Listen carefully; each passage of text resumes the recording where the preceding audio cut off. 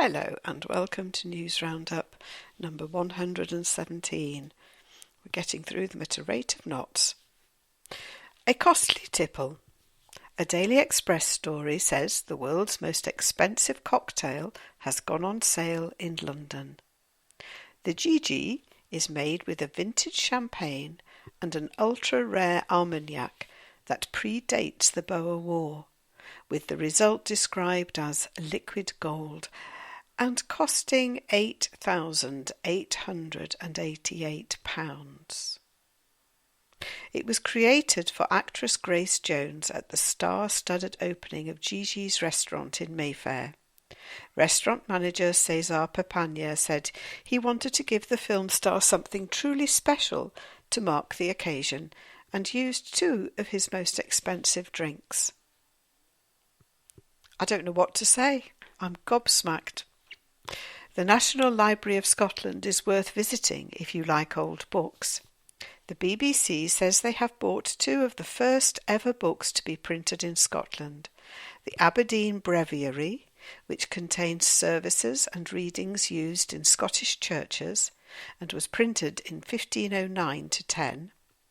Bound at the back of it is a smaller book called the Compassio Beata Mari, which has the story of the arrival of St Andrew's relics in Scotland. Pretty old, aren't they? How about this for having a bit of fun in your own backyard? The Daily Mail reports that the Betts family in Stoneham Aspel, Suffolk, have acquired a 130-foot-long water slide for £50.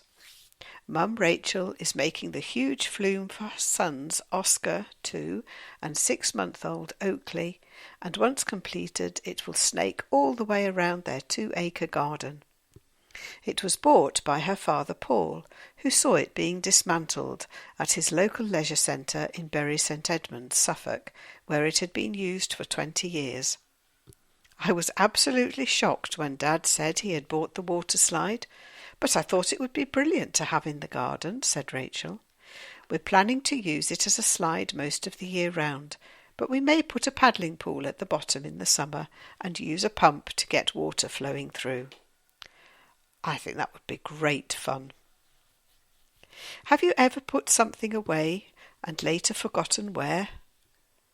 Well, a Daily Express story says that officers at Durham Police Headquarters in Akeley Heads buried a time capsule somewhere around the premises in the late 1960s when the building was being constructed.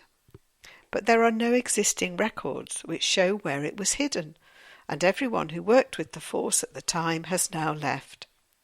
A police spokesperson commented, "We believe the time capsule was buried in the late 1960s when the former headquarters was being constructed. It is thought to be somewhere in the fabric of the building or the immediate grounds, but of course there is no one now serving with the force who would have been around in those times." She added, "When demolition starts on the old headquarters sometime in the next few months, we expect the capsule to be discovered, and we will be working with the contractors to try and recover it in one piece." This week saw an historic moment in the UK, the scrapping of car tax discs after 93 years. Drivers will still have to pay tax on their vehicles, but will no longer have to display a disc on their windscreen, says the Daily Mail. Police and other agencies now have computers that use a camera to read a registration plate and check it on a database of cars that have tax, insurance and an MOT. Big Brother's watching you. A man called R.W. is being credited as the first person to suggest the practice of adding service charges to hotel and restaurant bills.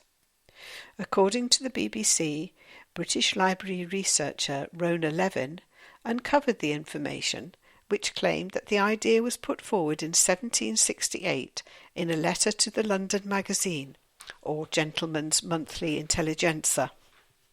Signed R.W., it said he was fed up with being badgered for tips by the entire staff every time he stopped at an inn. Ms. Levin said, "I was fascinated when I came across this letter because it shows that the issue of tipping or paying a fair wage was debated as much then, all those years ago, as it is today. The traveller who wrote the letter was clearly fed up and spent some time thinking how to improve working conditions for staff at inns while providing a better experience for guests.